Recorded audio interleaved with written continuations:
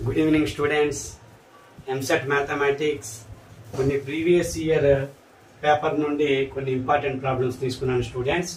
చూడండి, in triangle ABC if R equal to 1, capital R equal to 4 and delta equal to 8, then 1/AB plus 1/BC plus 1/CA value మనం find out చేయాలి students. చూడండి, ఇక్కడ first మనం S find out చేసామనుకోండి, delta by small r అంటే 8/1 8 అవుతుంది. ఆ తర్వాత మనకి S అవసరం కాబట్టి ఇక్కడ దీన్ని ఎల్సిఎం చేద్దాం స్టూడెంట్స్. ఏబిసి ఎల్సిఎం చేస్తే ఇక్కడ C వస్తుంది, ఇక్కడ A వస్తుంది, అక్కడ B వస్తుంది. అంటే టోటల్ గా న్యూమరేటర్ లో A plus B plus C లు వస్తున్నాయి స్టూడెంట్స్. మనం ఫైండ్ అవుట్ చేయాల్సింది ఈ వాల్యూ 2S కదా, ఇది 4R డెల్టా. ఓకేనా, ఏబిసి వాల్యూ 4R డెల్టా కాబట్టి S/2R డెల్టా అవుతుంది. S/2R డెల్టా అవుతుంది. వాల్యూలు సబ్స్టిట్యూట్ చేసుకుందాం. 8/2 ఇంటూ క్యాపిటల్ R 4 అవుతుంది. డెల్టా వాల్యూ 8 అవుతుంది. 8 క్యాన్సిల్, ఆన్సర్ 1/8. 8 క్యాన్సిల్ అవుతుంది కాబట్టి 1/8. ఓకేనా స్టూడెంట్స్. మరొక ప్రాబ్లం చూడండి.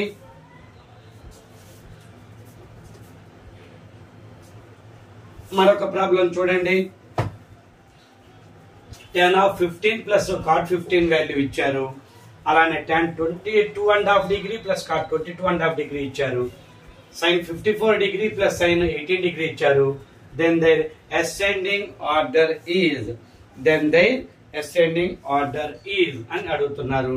చూడండి స్టూడెంట్స్, p వాల్యూ tan 15 అంటే 2 మైనస్ √3, ఇదేమో 2 ప్లస్ √3 అవుతుంది. ఓకే, 2 మైనస్ √3 2 ప్లస్ √3 అవుతుంది. ఈ 2 వాల్యూస్ మైనస్ √3 ప్లస్ √3 క్యాన్సిల్ అయితే 4 వాల్యూ వచ్చింది స్టూడెంట్స్. Q వాల్యూ చూస్తే tan 22.5 degree √2 minus 1, cot 22.5 degree √2 plus 1, ఇక్కడ -1 ప్లస్ 1 క్యాన్సిల్ అయిపోతే 2 √2 అవుతాయి స్టూడెంట్స్. ఇక R వాల్యూ అబ్జర్వ్ చేస్తే sin 54 degree plus sin 18 degree కాబట్టి √5 plus 1/4 √5 plus 1/4 plus √5 minus 1/4. sin 54 degree √5 plus 1/4 plus sin 18 degree √5 minus 1/4. ఇక్కడ 4 LCM చేస్తే students +1 -1 cancel అయిపోయి √5 plus √5 అంటే 2 √5 అవుతుంది. అంటే √5/2 ఉంది స్టూడెంట్స్. √5 లో సగం. ఓకేనా, ఇది √5 లో సగం వాల్యూ. ఈ వాల్యూ ఏమవుతుంది చూడండి, 2 √2 అంటే √8 అవుతుంది. 2 √2 అంటే √8 అవుతుంది. సరే, ఓకే. అసెండింగ్ ఆర్డర్ లో రాయమన్నారు కాబట్టి ఇది √5 లో సగం ఉంది, అంటే చాలా చిన్నది. ఆ తర్వాత Q అనేది √8 కొంచెం పెద్ద వాల్యూ. ఇది √16 కదా, P అంటే √16 కదా, ఇది కొంచెం మరి ఎక్కువగా పెద్ద వాల్యూ అనిపిస్తుంది. కాబట్టి ఇక్కడ మనకు అసెండింగ్ ఆర్డర్ ఏంటంటే R కంటే Q వాల్యూ, ఆ Q కంటే P వాల్యూ ఇంక్రీజింగ్ ఆర్డర్ కనబడుతుంది స్టూడెంట్స్. ఆప్షన్స్ లో మీరు ఇది సెలెక్ట్ చేసుకోండి. ఓకేనా స్టూడెంట్స్. R వాల్యూ చాలా చిన్నది, ఇంకా వాల్యూ ఫైండ్ అవుట్ చేయాల్సిన అవసరం లేదు. √5 లో సగం. ఓకే, అది వదిలేసేయండి. ఇది Q వాల్యూ √8, మరి ఇంకా పెద్దదే కదా. R కంటే Q వాల్యూ పెద్దదే. Q కంటే P వాల్యూ పెద్దది కనబడుతుంది, √16 కదా. ఆ విధంగా మనం వాటిని అసెండింగ్ ఆర్డర్ లో ఉంచవచ్చు స్టూడెంట్స్. మరి ఈ ఫార్ములాస్ ఎంత యూజ్ అవుతున్నాయి చూడండి. నా ప్రీవియస్ వీడియోలో చక్కగా ఈ వాల్యూస్ అన్ని చెప్పాను స్టూడెంట్స్. tan 15 cot 15 అన్ని వాల్యూస్ ఒక లిస్ట్ అవుట్ ఇచ్చాను నేను. ఇవన్నీ గుర్తుపెట్టుకోండి, ఒక క్వశ్చన్ ఖచ్చితంగా వస్తుందని చెప్పాను నేను. ఇలాంటి క్వశ్చన్స్ ఈ ఫార్ములాస్ మీద ఖచ్చితంగా ఒక క్వశ్చన్ అప్లై అవుతుంది. మీరు ఈ ఫార్ములాస్ కన్ఫ్యూజ్ అవ్వకుండా చక్కగా అవి వాల్యూస్ యూజ్ చేసుకొని మీరు వాటి వాల్యూస్ ఫైండ్ అవుట్ చేయొచ్చు స్టూడెంట్స్. ఉపయోగపడతాయి స్టూడెంట్స్, అన్ని చాలా చక్కగా ఉపయోగపడతాయి. గమనించండి students. The greatest term in the expansion of 1 + x whole to the power of 15 when x equal to 1/2 is. ఈ గ్రేటెస్ట్ టర్మ్ అంటే ముందు ఫస్ట్ ఏ టర్మో తెలుసుకోవాలనుకుంటే n plus 1 mod x by mod x plus 1 mod x plus 1 ఈ greatest వాల్యూని మనం find out చేయాలంటే first ఈ value find out చేయండి స్టూడెంట్స్.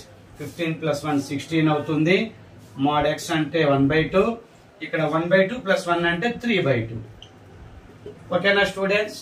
మరి ఇక్కడ బై 2 క్యాన్సిల్ అవుతుంది. 16/3 అంటే 5.3333 సంథింగ్ ఉంది. అంటే t5 plus 1 is the greatest term అని మనకు తెలుసుకోవాలి. 5 అంటే పెద్దదే కదా, 5.3 సంథింగ్ అంటే 5 కంటే పెద్ద వాల్యూ అంటే 6th టర్మ్ అంటే t5 plus 1 అంటే n వాల్యూ 15 కదా స్టూడెంట్స్. n వాల్యూ 15 కదా. 15c5 x to the power of n అంటే 1/2 to the power of r students. ncr x to the power of n minus r కదా.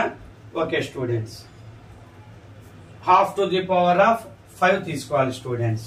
Okay, t5 plus 1th term కాబట్టి 15c5 half to the power of 5 అంటే ncr into x to the power of n minus r into y to the power of r అంటాం కదా మనం.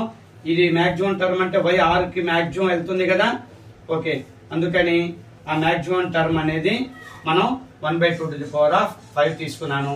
ఇంకా అక్కడ వచ్చే X coefficient నేను రాయలేదు స్టూడెంట్స్, ఓన్లీ కాన్స్టెంట్ రాసుకున్నాను. x to the power of అలా అది రాసుకున్నాను స్టూడెంట్స్. అంటే 1/32 15c5 అవుతుంది స్టూడెంట్స్. గమనించండి. ఇక దాని వాల్యూ మీరు ఫైండ్ అవుట్ చేస్తే చాలు. అది ఆప్షన్స్ ఇవే ఉంటే ఓకే, సెలెక్టెడ్ గా ఆప్షన్స్ అవే రాసేస్తుంది. మరొక క్వశ్చన్ చూడండి students. The mean deviation from the mean of the data. ఈ డేటా యొక్క మీన్ నుంచి మీన్ డీవియేషన్ ఫైండ్ అవుట్ చేయమన్నారు. ఫస్ట్ మనం మీన్ ఫైండ్ అవుట్ చేస్తే ఇవన్నీ యాడ్ చేసుకుందాం. 6 plus 7 plus 10 plus 12 plus 13 plus 4 plus 12 plus 16 divided by ఎన్ని 8 ఉన్నాయి కదా. ఓకే, ఈ టోటల్ చూడండి మీరు. ఈ టోటల్ చూడండి స్టూడెంట్స్. ఇక్కడ ఒక 20 ఉంది, 20, ఇది ఒక 25, 45, 55, 65, 67, 73, 80 డివైడెడ్ బై 8 కాబట్టి మీన్ వాల్యూ 10 వచ్చింది స్టూడెంట్స్. ఇక మీన్ డీవియేషన్ ని మనం ఫైండ్ అవుట్ చేయాలంటే ఈ 10 లో నుంచి ప్రతి వాల్యూని తీసేయాలి.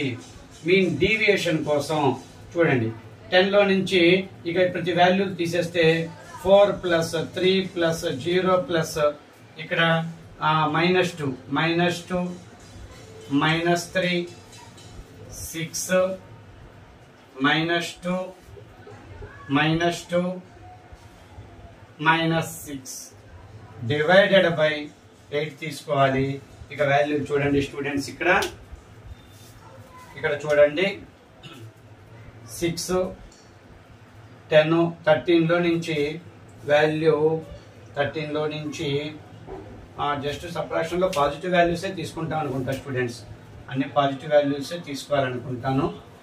మీన్ డివి అంటే మాడ్యులస్ ఉంటుంది కదా, పాజిటివ్ వాల్యూ తీసుకుందాం అన్ని, మరి నెగిటివ్ వాల్యూలు కాకుండా. ఓకే స్టూడెంట్స్, సబ్ట్రాక్షన్ కరెక్ట్ చేసుకున్నాం కదా మనం. 12 14 17 19 22 26 డివైడెడ్ బై 8. 26 డివైడెడ్ బై 8 అంటే 26 ని మనం 8 తో డివిజన్ చేసినప్పుడు అన్ని పాజిటివ్ వాల్యూలు తీసుకోండి స్టూడెంట్స్. పాజిటివ్ వాల్యూలు తీసుకోండి. 10 - 10 అన్ని పాజిటివ్ వాల్యూలు తీసుకోండి. మీన్ డివియేషన్ అంటే మాడ్యులస్ ఉంటుంది కదా, అందుకని నేను కన్ఫ్యూజ్ అయ్యాను. 8 3 జా 24, 2.0 పెడదాం. 8 2 జా 16, 4 0, 8 5 జా 40. ఓకే, 3.25. 26 by 8 అంటే 3.25 అవుతుంది స్టూడెంట్స్. చాలా సింపుల్. మీన్ డీవియేషన్ కనుక్కోవటం అనేది ఫస్ట్ మీరు మీన్ కనుక్కోండి. ఆ మీన్ లో నుంచి ప్రతి వాల్యూని తీసేసి అన్ని పాజిటివ్ వాల్యూలు మళ్ళీ అవి యాడ్ చేసుకుని బై 8 వేసుకోండి. మళ్ళీ సేమ్ డివిజన్ అలా వేసినప్పుడు ఆ పాయింట్స్ లో వస్తున్నాయి. 26 by 8 అంటే 3.25 అవుతుంది స్టూడెంట్స్. గమనించండి, important students, important. Mean deviation అయితే చాలా ఇంపార్టెంట్. చాలా క్వశ్చన్ పేపర్స్ లో రిపీట్ అవుతుంది. ఆ model mean deviation model. Okay, ఇక్కడ చూడండి students, P of A union B ఇచ్చారు, P of A intersection B వాల్యూలు ఇచ్చారు, P of A bar plus P of P bar కనుక్కోమంటున్నారు. దీనికి formula 2 minus P of A union B plus P of A intersection B అవుతుంది. 2 minus ఈ formula చక్కగా use చేసుకోండి. 2 minus of ఈ రెండింటిని యాడ్ చేసుకోవటం, 0.65 ని 0.15 ని యాడ్ చేసుకోండి. 2 మైనస్ 0.8 అవుతుంది, అంటే 1.2 అవుతుంది. స్టూడెంట్స్ గమనించండి, ఏ యూనియన్ బిలు ఏ ఇంటర్సెక్షన్ బిలు ఇచ్చినప్పుడు ఏ బార్లు బి బార్లు కనుక్కోవాలంటే 2 minus P of A union B plus A intersection బిలు ఇవి రెండు యాడ్ చేసుకోవటం, 2 లో నుంచి తీసేయటం. మీరు ఇక ఫార్ములా కూడా ఏం అవసరం లేదు. ఇలా ఏ బార్లు బి బార్లు కనుక్కోమన్నారు, ఏ యూనియన్ బి ఇంటర్సెక్షన్ బి ఇచ్చారంటే 2 మైనస్ ఇవి ఫాస్ట్ గా యాడ్ చేసుకోండి, 0.8 2 మైనస్ అంతే అయిపోయింది. మీరు ఇక బాగా ఇలాంటి ప్రాబ్లమ్స్ ప్రాక్టీస్ చేస్తే మీరు ఈ 3 స్టెప్స్ రాసే అవసరం లేదు స్టూడెంట్స్. మీకు నేను ఎక్స్ప్లెయిన్ చేయడం కోసం నేను ఈ స్టెప్స్ రాశాను. ఇంకా లాజిక్ ఏంటంటే మీరు అంతే, ఈ లాజిక్ లో లాజిక్ మీరు చూడాలి. సింపుల్ స్టెప్స్ ని సింపుల్ గా ఎలా చేయాలని సాల్వ్ చేయాలని తెలుసుకోవాలి. మైండ్ లో స్ట్రక్చర్ ఉండాలి. ఈ రెండింటి ఎడిషన్ సబ్ట్రాక్షన్ చేయాలి. 2 మైనస్ ఇది ఏ బార్లు బి బార్లు కనుక్కోవటానికి, ఇది లాజిక్. ఈ రెండు ఎడిషన్ ఏముంది, 0.65 0.15 అంటే 0.8 2 లో తీసేస్తే 1.2 అలా ఉంటుంది అనమాట. ఓకే స్టూడెంట్స్, నా వీడియో క్లాస్ నచ్చినట్టయితే లైక్ చేయండి, షేర్ చేయండి. ఫస్ట్ టైం నా క్లాస్ విన్న వాళ్ళు సబ్స్క్రైబ్ చేసుకోండి స్టూడెంట్స్. షేర్ చేయండి స్టూడెంట్స్, ఎక్కువ మందికి ఉపయోగపడుతుంది, ఎక్కువ మందికి షేర్ అవుతుంది స్టూడెంట్స్. Okay, thank you.